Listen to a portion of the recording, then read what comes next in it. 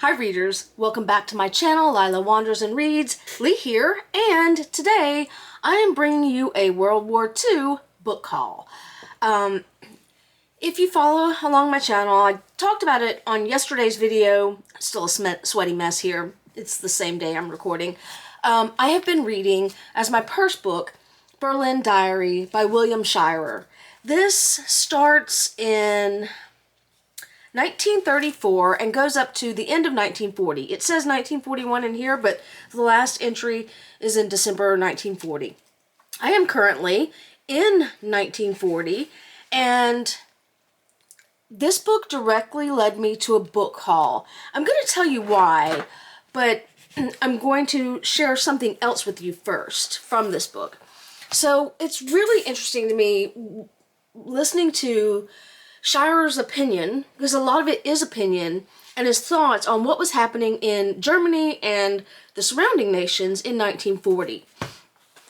And I've done quite a bit of reading about World War II. I've watched many documentaries, and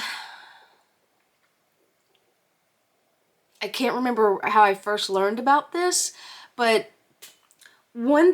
this is not the thing that led to the book haul. This is what I recently read. So I knew, probably from the show Masters of the Air, that the British, at some point, switched to night raids only from the air, while the Americans, partially because of the Norden bomb sight, were able to do daytime runs. So in this part right here that I want to share with you, Shirer has been taken with some other correspondents by the Germans up to the front lines, and the Blitz is just about to start. But Germany's war on Great Britain, and they spend the whole day out at the front lines, and he says, the same unequal struggle that we saw in Belgium and northern France, not a British plane over, not a bomb dropped. So I know from history that by this time the British had switched to nighttime bombing only. And Shirer doesn't seem to have known this right yet. But later that same day, he says, it's 3 a.m. now, and the German flak has been firing at top speed since 11:30 p.m. Night bombing. The British were night bombing. So it's funny and interesting to me to read about his close-up perspective versus my historical knowledge based on space, time, and research, not necessarily my research, other people's research. So what spurred my book haul was this portion. I keep asking myself, this has happened before, this is after the fall of France. If the French were making a serious defense, why are the main roads never blown up? Why so many strategic bridges left untouched? Here and there along the roads, a tank barrier, that is, a few logs or stones or debris, but nothing really serious for the tanks. No real tank traps, such as the Swiss built by the thousands. And then, later on, I wrote that I had to fact check this, and this is,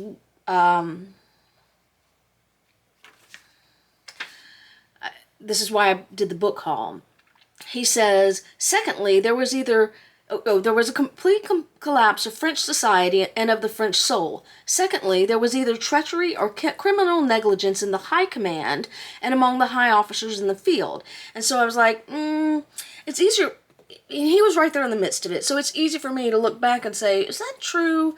And I think sometimes we find ourselves today caught up in the minutia and the day-to-day and not able to see the bigger picture, either because we're too close to what's going on or we don't have the whole picture. So, anywho, here's my book haul. And I start off with When France Fell by Michael S. Nyberg. I do not know anything about this author, but let me tell you what, in addition to The Fall of France, this book is about. The most shocking single event of World War II, according to U.S. Secretary of War Henry Stimson, was not the Japanese attack on Pearl Harbor, but the fall of France in the spring of 1940. The Nazi invasion of France destabilized Washington's strategic assumptions, resulting in hasty and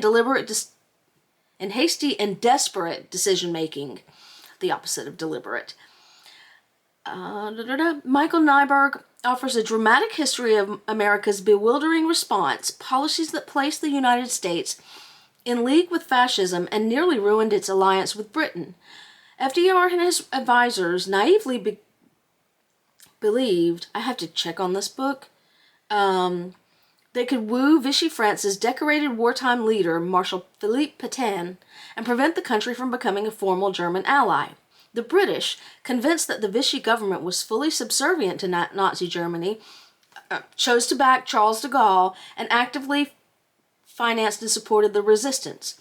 After the war, America's decision to work with the Vichy regime cast a pall over U.S.-French relations that lasted for decades. I just grabbed this off the shelf at Barnes & Noble, so I hadn't done any research on the author, and I will do that.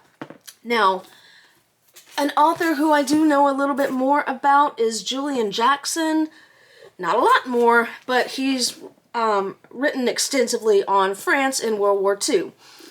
I have a book on the way that's not included in this haul. I'll tell you about that in a minute, but this book is The Fall of France, the Nazi Invasion of 1940. Let's see what it's about. The fall of France in 1940 is one of the pivotal moments of the 20th century.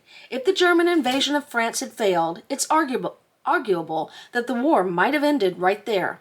But the French suffered instead a dramatic and humiliating defeat, a loss that ultimately drew the whole world into war. This book, he's a leading historian of 20th century France, charts the breathtakingly rapid events that led to the defeat and surrender of one of the greatest bastions of the Western Allies. Using eyewitness accounts, memoirs, and diaries to bring the story to life, Jackson not only recreates the intense atmosphere of the 6 weeks in May and June leading up to the establishment of the Vichy regime, but he also unravels the historical evidence to produce a fresh answer to the perennial question, was the fall of France inevitable? Jackson's vivid narrative explores the errors of France's military leaders, her inability to create stronger alliances, the political infighting, the lack of morale, and even the decadence of the interwar years. He debunks the vast superiority of the German army, revealing that more experienced French troops did well in battle against the Germans. Perhaps, more than anything else, the cause of the defeat was the failure of the French to pinpoint where the main thrust of the German army would come, a failure that led them to put their best soldiers up against a feint while their worst troops faced the heart of the German war machine. This one, I do look.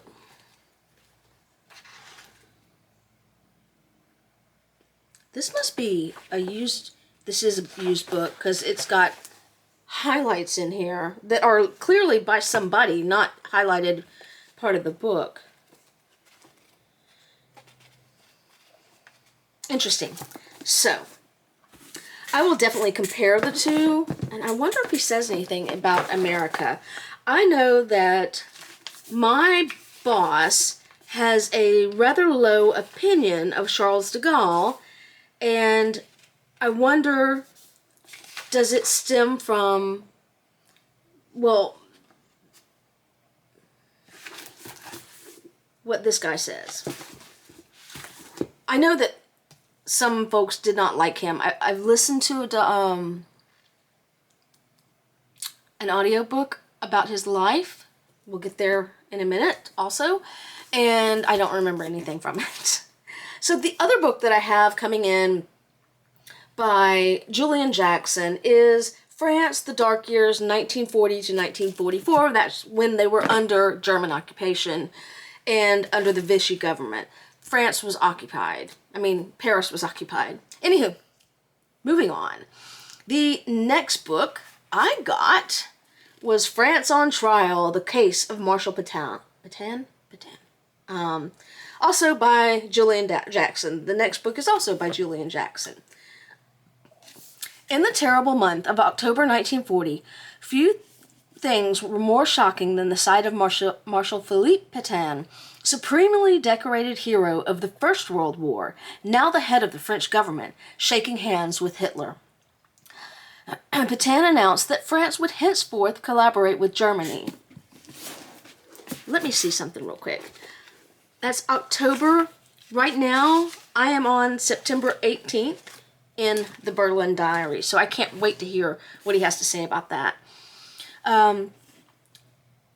This is my policy, he intoned. My ministers are responsible to me. It is I alone who will be judged by history. 5 years later, Pétain was put on trial for his conduct during the war. He stood accused of treason, charged with heading a conspiracy to destroy France's democratic government and collaborating with Nazi Germany. Award-winning author Julian Jackson uses Pétain's 3-week trial as a lens through which to examine one of history's great moral dilemmas. Was the policy of collaboration 4 years to erase from our history, as the prosecution claimed, or was it, as conservative politicians insist to this day, a sacrifice that placed pragmatism above moral purity? As head of the Vichy regime, Pétain became the lightning rod for collective guilt and retribution. But he has also been an icon of the nationalist right ever since. In France on Trial, Jackson blends courtroom drama, political intrigue, and brilliant narrative history to highlight the hard choices and moral compromises leaders make in time of war.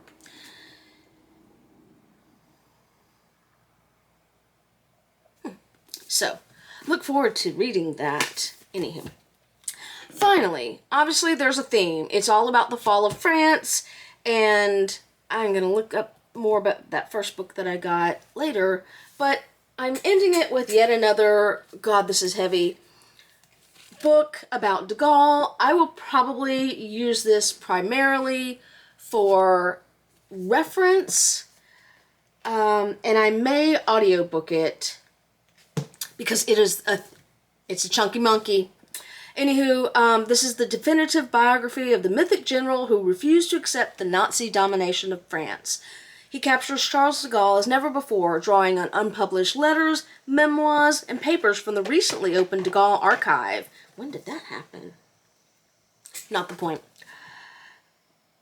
He shows how this volatile visionary of staunch faith and conservative beliefs infuriated Churchill, challenged American hegemony, recognized the limitations of colonial ambitions in Algeria and Vietnam, and put a broken France back at the center of world affairs.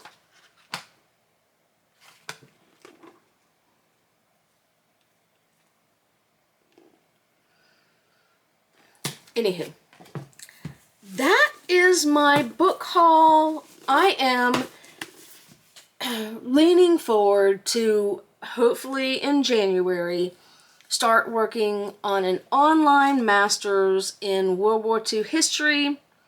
Got to work on the funding for it and get my application in order.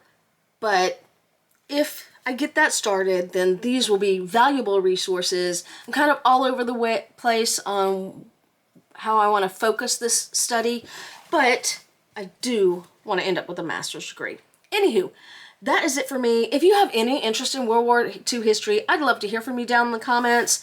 I highly recommend Berlin Diary. And if you've read any of these books that I've talked about, I'd love to hear from you as well. That's it for me. Happy reading!